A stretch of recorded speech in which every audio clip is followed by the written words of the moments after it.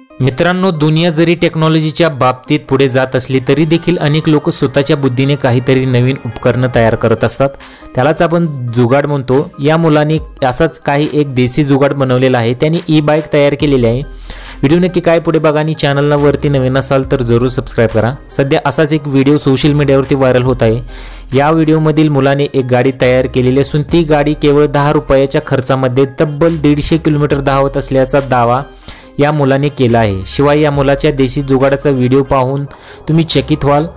एवढी भन्नाट चार्जिंगवर धावणारी गाडी त्या मुलाने बनवलेली आहे।